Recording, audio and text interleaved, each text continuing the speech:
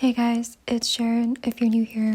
It's been a hot minute since we've done this, so yay. This is quite literally a page from my journal, as you can see right here. As I was doing my little monthly, yearly reflections of just what went well, what didn't, a tiny sidebar, I made a record of all the things that I've been loving this winter. Everything starting with just the very small miscellaneous things, habits, routines, product consumption, media consumption.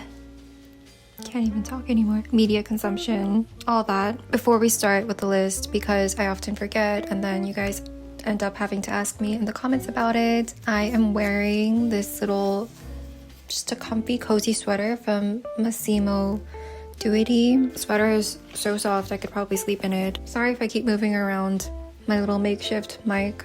Bear with me. I am a visual speaker. I use my hands a lot. Yeah, I also have on these little everyday gold hoops from Ana Luisa, a classic staple that I reach for the most on my day-to-day. I love just the whole mixed metal look. And I also have these bolder gold hoops from them as well. That is just simple enough to also wear daily, but still makes you look a bit more put together, which is why I love Ana Luisa pieces so much. They all look and feel timeless and so sustainable as well in terms of affordability and quality. All their jewelry truly lasts forever, which makes them even better for everyday wear. I almost wish I had more ears pierced because I do think these would also look really great stacked. In case you're interested, I'll link all of these for you in the description box, so feel free to browse and treat yourself to a little something before they run out. I think I'm just gonna keep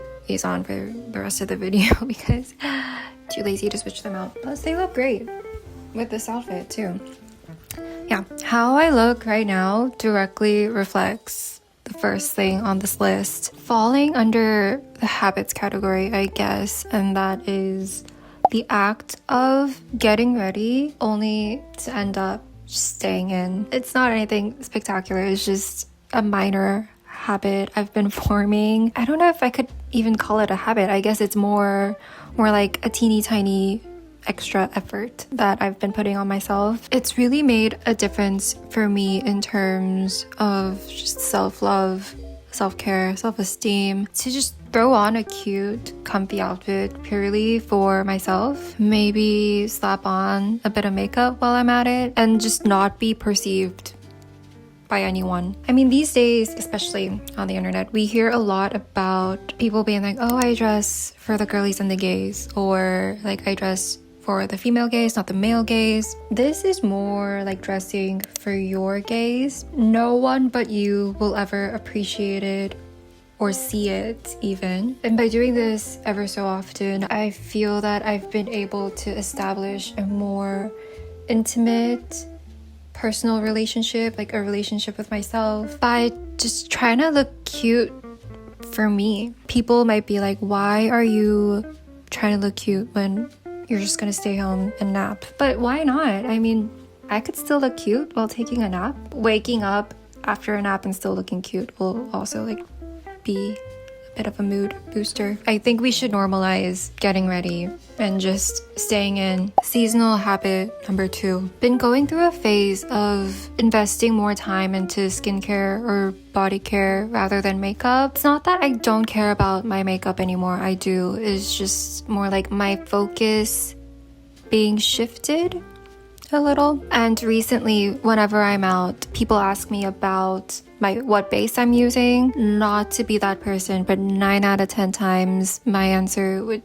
just be skincare. I hate to do it, but it really is just skincare. And then I get asked about my routine, and it isn't anything to write home about. I think I've just found products that work. Hard trying to hold all 3 in one hand. Okay, so these have become my ride or die this winter. The Duo Barrier Creamy Toner by Max. I've been using this for the past year now. I have such dry skin that hydration is key all year round, but especially more so during winter. And the next, Dr. Althea Relief Cream Mist. This is, I think, just a mist version of their viral 345 relief cream, which I've also been using. It's so good. I have nothing more to say about these other than that I go to bed hydrated, I wake up hydrated, I go about my day hydrated, and I get asked about my skin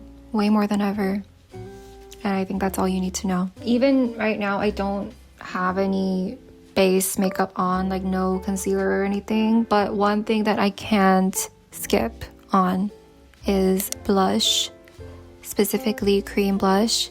You all know, if you've been around, that I am just such a cream blush connoisseur. I go crazy over those things. And recently, one of my favorite Korean makeup artists, Nina Park, has been openly seen using this cream blush, Clio Essential Lip and Cheek Tap in the shade Bunny Blush. It's just, I have it on today too. It's really glowy, creamy. I do think they have a matte version of this as well, if you are more into that. I don't know how to describe this color. It's slightly cool toned. I think it's more pinkish with just like the slightest hint of brown, slightly mauve. I use it on my cheeks and then also a bit on my lips. Yeah, it's great. And Nina Park, we trust. And like, speaking of stuff on my lips, another thing that I've been using and that has reserved a permanent spot on my nightstand is this lip balm by La Bouquet. And just, I think this is just their original almond coconut balm. She's quite on the thick side. It's like a twisty cafe. Almost resembles those glue sticks we used as a kid. Whenever I applied it, it kind of makes me feel like I'm gluing my lips shut. Oh my god, this stuff is so nourishing. I don't think I'll ever use other lip balms. This is it for me for life. Moving on to bodycare. Whenever that first little like frosty, chilly winter air hits, I immediately suddenly want to smell like a dessert. I want to smell like a frosted vanilla cupcake wrapped in a sweater. And I recently blind bought this moisturizer by EOS in vanilla cashmere. I genuinely just googled how to smell like a cupcake, and this is the first thing that popped up for me. No regrets, thankfully. It's probably not even $15.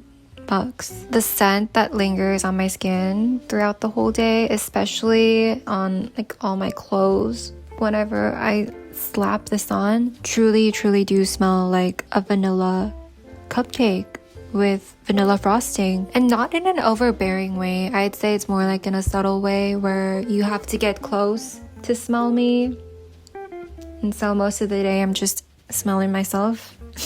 And that paired with my Celine perfume in my little mini travel case. It's so good. This is in the scent Dans Paris. I didn't want to commit to a full bottle because I have commitment issues when it comes to perfume. Like, I cannot stick to just any one. It really depends on what mood I'm in. A lot of people do their signature scents and that's the perfume that they use all the time, forever. But I'm just not that girl. So this has been my current perfume. If you're also into gourmand scents and perfumes and you also love smelling like vanilla, highly recommend. To be moisturized, you also have to be exfoliated thoroughly. I don't exfoliate every day, but maybe like once or twice a week. And I've been using Redemption Body Scrub. It says bamboo stem, sage leaf, pine needle. I love that it sort of nourishes my skin as well as exfoliates it. So I've been using that. And in my bag, or on my bag, it's more like it, I have, this bag is from Nothing Written, by the way. It's just like a suede, almost canvas bag-esque. But yeah, this gorgeous silver charm keychain thing is actually my little lip balm on the go. It's from Space of Time Studio, and it's been on my wish list for so long. I also have one of their hand moisturizers in here, and what I think is the same scent as their lip balm. It smells, I'd say, very Aesop-esque, but better. It almost smells like their blue hand lotion that they have, but just a bit more tangy afterwards, a little more citrusy. I am just such a fangirl when it comes to this brand. I think they're based in LA and they're run by these two girls, these two women. I not only use the balm on my lips, but I also rub them a little bit behind my ears, and it's almost like aromatherapy. It's like I've woken up after a really great massage in a luxury spa.